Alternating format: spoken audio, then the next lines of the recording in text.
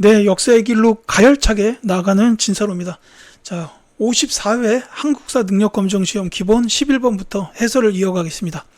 밑줄 그은 이 책으로 옳은 것은 했는데, 이 책은 승려 이련이 쓴 역사서입니다. 여기서 사실 바로 나와야 되는데, 특히 단군의 고조선 건국 이야기가 실려 있습니다 라고 돼 있죠. 자, 이 책은 삼국유사입니다. 삼국유사. 자, 승려 이련이 썼다. 그리고 이제 여기에는 신화나 설화 관련된 그런 내용들도 많이 수록이 돼 있어요. 그 전에 있었던 역사책 삼국사기에는 그 신화 설화 관련된 내용은 없습니다.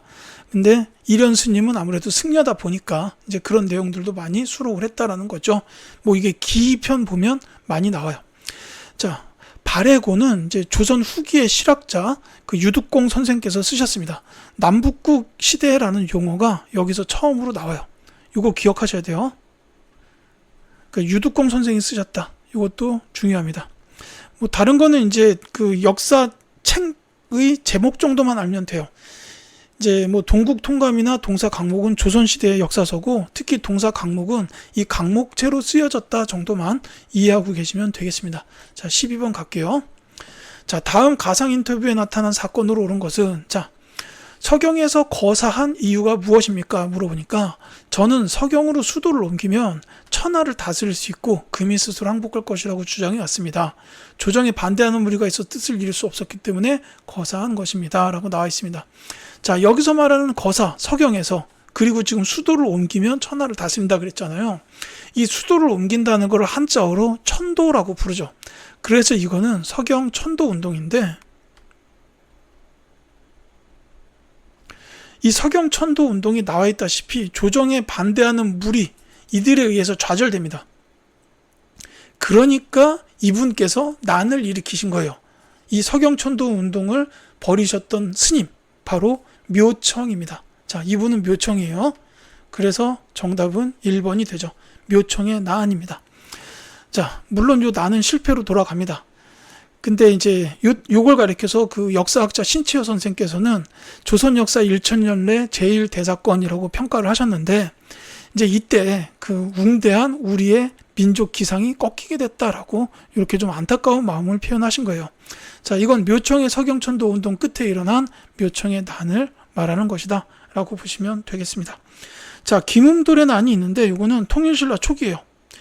이건 안 쓰고 왕만 쓸게요. 신문왕 때입니다.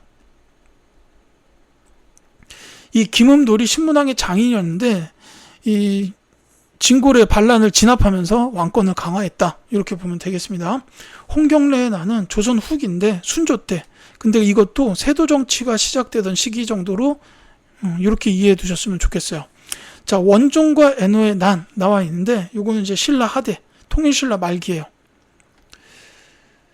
이 왕은 진성려왕인데 이것보다는 이거는 시기가 좀 더 중요합니다. 그 원종과 애노의 난은 통일신라 말기다. 이때는 정말 그 혼란스러웠던 시대예요. 자, 이렇게 보시면 되겠고, 13번. 다음 상황이 있었던 국가의 지방 제도에 대한 설명으로 옳은 것은 하고 물었죠. 공주 명학소에 망이 망소이 등이 무리를 모아서 봉기하자 명학소를 충수년으로 승격하여 그들을 달래고자 하였다.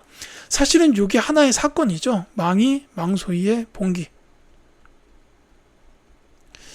제가 지금 살고 있고 지금 이 강의를 촬영하는 이곳이 바로 예전의 명학소였던 대전광역시 서구 탐방동입니다. 그래서 요 망이 망소의 봉기도 물론 중요하기 때문에 기억을 하셔야 돼요. 요거는 이제 무신 집권 시기, 무신 정권 시기 초기입니다. 최씨 무신 정권 전이에요. 자, 사신을 따라간 원해간 유청신이 통영을 잘하였으므로 그 공을 인정하여 그의 출신지인 고위 부곡을 공의원으로 승격하였다. 이렇게 돼 있습니다. 자, 지금 여기 나와 있는 거에서 공통적인 키워드가 있습니다. 뭐냐면 여기 명학소, 그 다음에 고위 부곡이 있어요. 이게 향, 부곡, 소, 이렇게 말하는 고려의 특수행정구역입니다.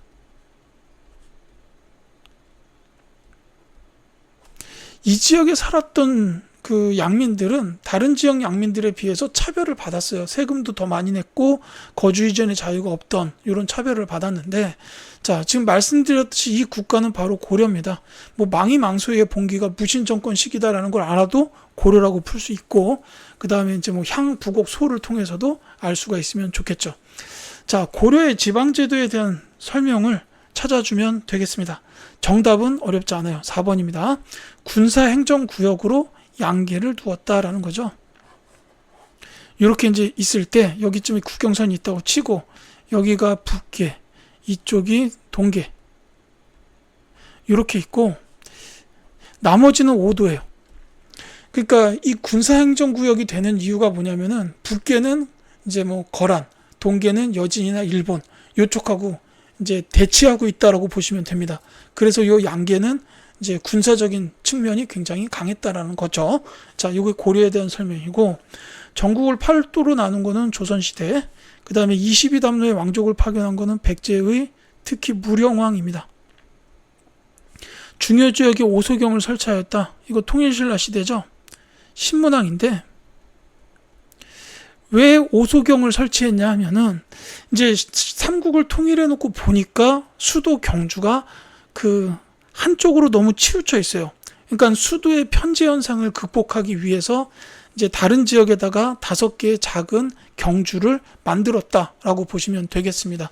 이제 북원경, 중원경, 서원경, 남원경, 금관경 이렇게 이제 5개의 소경이 이제 지역 곳곳에 설치가 됐었다라는 거죠. 자, 14번 가겠습니다. 다음 외교문서를 보낸 국가에 대한 고려의 대응으로 오른 것은, 자, 칸께서 살리타 등이 이끄는 군대를 너희에게 보내 항복할지 죽임을 당할지 묻고자 하신다. 이전에 칸께서 보낸 사신 저고요가 사라져서 다른 사신이 찾으러 갔으나 너희들은 활을 쏘아 쫓아냈다. 너희가 저고요를 살해한 것이 확실하니 이제 그 책임을 묻고 있는 것이다 라고 되어 있습니다. 자, 사신 저고요의 피살 사건 나와 있고, 뭐 살리타라는 사람의 이름에서도 알 수 있습니다. 이 문서를 보낸 국가는 바로 몽골, 나중에 원나라가 되죠. 자, 이 원나라에 대한 고려의 대응으로 옳은 것을 물어봤습니다.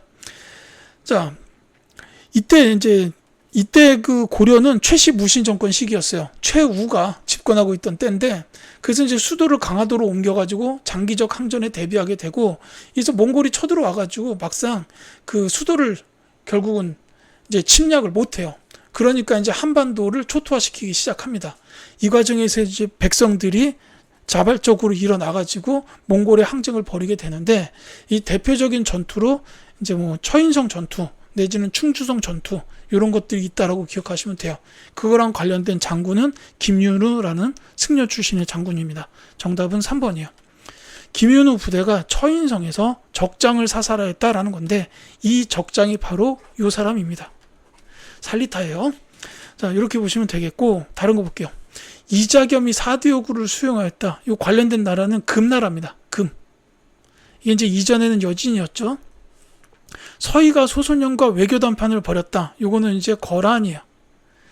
이게 나라 이름으로 따지자면, 나라 이름을 먼저 썼어야 되나요? 요 나라입니다. 자, 강감찬이 군사를 이끌고 귀주에서 크게 승리하였다라는 것도 역시 거란과 관련된 이제 거란과 관련돼 있다라고 보시면 되겠습니다. 자, 15번 갈게요. 가에 들어갈 내용으로 옳은 것은 하고 물어봤습니다. 자, 숙종이 꿈꾸었던 고려, 왕권을 강화하고 문벌 세력을 견제했던 고려 제15대 왕 숙종의 정책을 조명한다라고 되어 있습니다. 자, 서족포를 설치했다. 그 다음에 남경에 궁궐을 세웠다. 별부반을 조직했다라는 게 나와 있습니다. 자, 이 고려의 숙종과 관련된 게 몇 가지가 있습니다.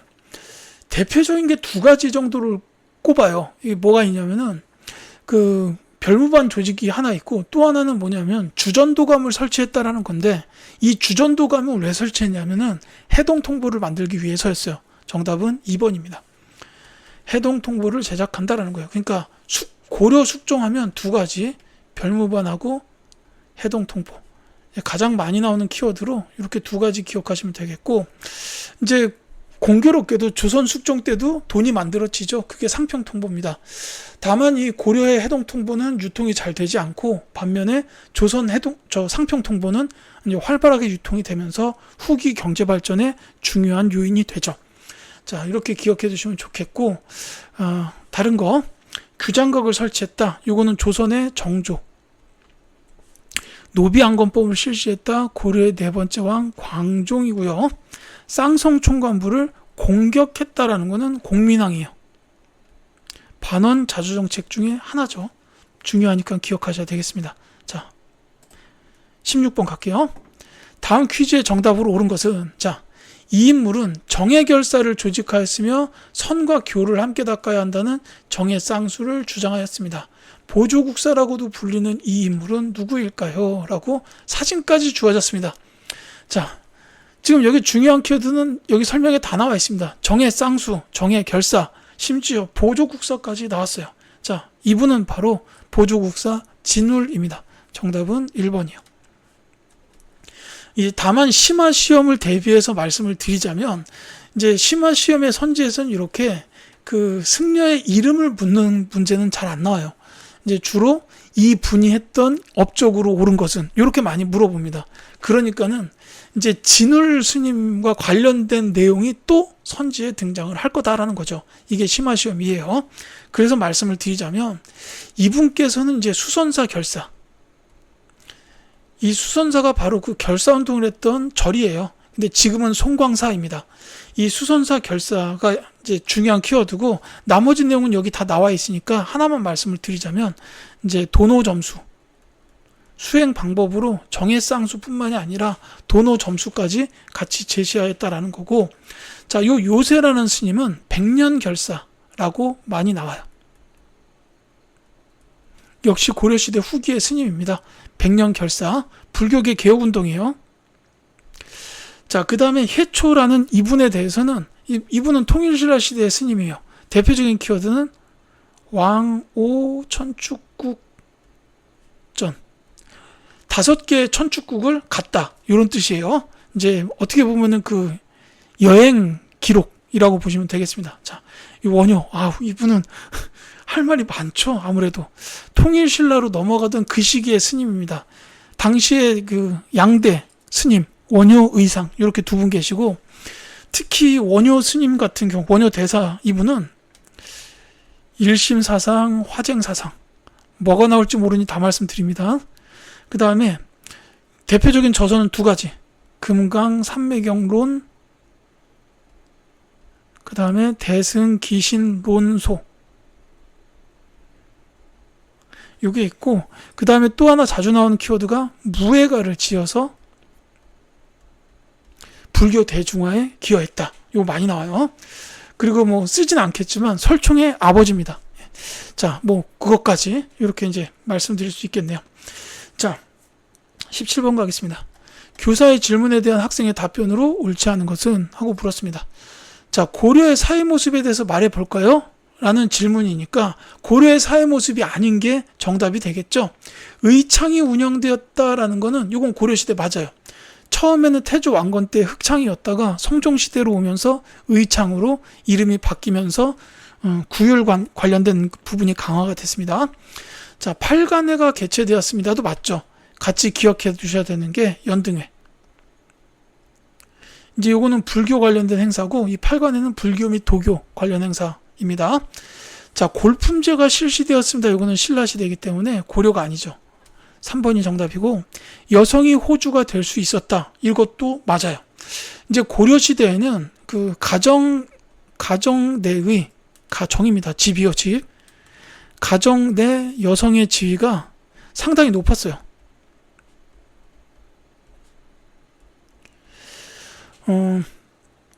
그러니까 뭐 남녀가 거의 동등했다라고 보면 됩니다. 다만 뭐 이렇게 과거 시험 보고 벼슬로 나가는 건 주로 남자들이었지만은 그 외의 생활적인 부분에서는 이제 양성차별이 거의 없던 시대로 보시면 돼요.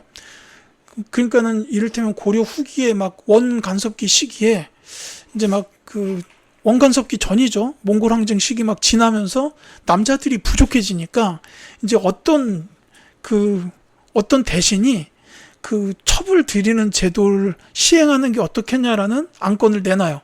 근데 재상들이 동의를 안 합니다. 왜냐하면 부인들의 눈치가 보인다는 거죠. 그리고 또 하나, 그러니까 그 대신이 이제 그런 얘기를 했다라는 사실이 이제 그 전국적으로 알려지니까 그 사람 지나갈 때마다 백성들이 야야 저 대신이 첩제도를 시행하자고 했대 막 이러면서 수군덕거리고 욕하고 막 이랬다는 기록이 남아 있어요. 그만큼 이제 당시에는 여성들의 지위가 높았다라는 거 이제 기억해 두시면 좋겠습니다. 그 다음에 이 골품제가 신라 시대 때 실시가 됐고 이제 고려 시대로 넘어오면서 이 골품제는 없어졌어요. 이 골품제가 사라진 거를 계기로 해서 우리나라의 역사가 고대에서 중세로 넘어왔다. 뭐 보통 이렇게 얘기하고는 합니다. 이거 참고로 기억해 두시기 바래요. 자, 18번 가겠습니다. 가에 들어갈 내용으로 옳은 것은 하고 물었죠. 자, 두 차례 왕자의 난을 통해 집권한 조선의 제3대 왕에 대하여 말해볼까요? 라고 되어 있습니다. 자, 여기 중요한 내용 다 나왔습니다. 두 차례 왕자의 난을 통해 집권했다. 조선의 3대 왕이라고 되어 있죠. 6조 직계제를 실시했다. 가. 이렇게 되어 있습니다. 자, 이분은 바로 조선의 태종 이방원이죠. 물론 6조 직계제 하면은 뭐 이제 태종뿐만이 아니라 세조도 해당이 되지만 조선의 3대 왕, 거기다가 왕자의 난을 통해 집권했다라고 되어 있으니까 요거는 태종 이방원에 대한 문제라고 보시면 됩니다. 자, 여기 들어갈 내용을 찾으라는 거예요.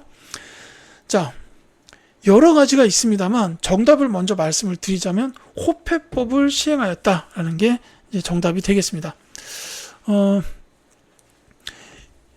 이거는 이제 신분패를 만든 법이다. 이렇게 보시면 되겠죠. 그리고 이제 그 태종에 관련돼서 호패법 말고 또 이제 기억을 하셔야 되는 게 왕자의 난은 나왔으니까 말씀 안 드리고 그 외에는 이제 문화 파트 쪽에서 개미자를 주조했다. 이거 금속할자예요. 그 다음에 혼일강리 역대 국도 지도. 그 다음에 신문고. 이 신문고는 문화 쪽은 아니고 신문고 제도 실시. 그 다음에 호패법은 나왔으니까 안 쓰고, 이제 6조 직계제도 안 쓰고, 그 외에는 이제 그 정치적인 부분으로 좀 어렵지만 사관원 독립, 이런 것도 있어요. 이때까지만 해도 이제 고려시대 때 존재했던 그 낭사라는 기구가 계속해서 운영이 됐는데, 그 사관원을 낭사에서 분리시키면서 이제 독립을 했다. 그러면서 이제 왕권을 강화하는 한 가지 대책으로 썼다라는 거죠. 이제 뭐 그 외에는 뭐 이렇게 외교 관련된 거로는 경성 경원에 무역소를 설치했다.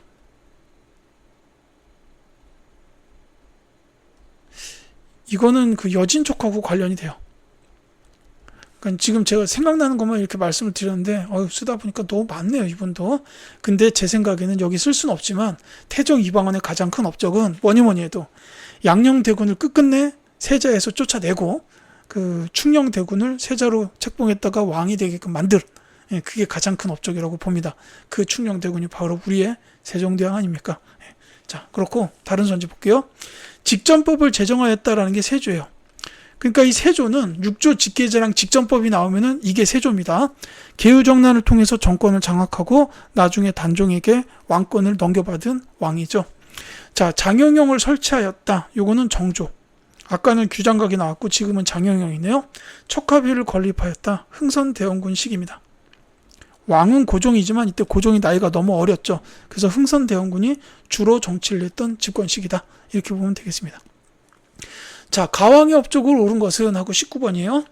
자, 근데 이거 앞에 왕에 바로 이어지는 문제네요. 일실 훈민정음을 창제한 가라고 되어 있습니다. 세종대왕. 제가 앞서서 태종 이방원의 가장 큰 업적 말씀드렸죠.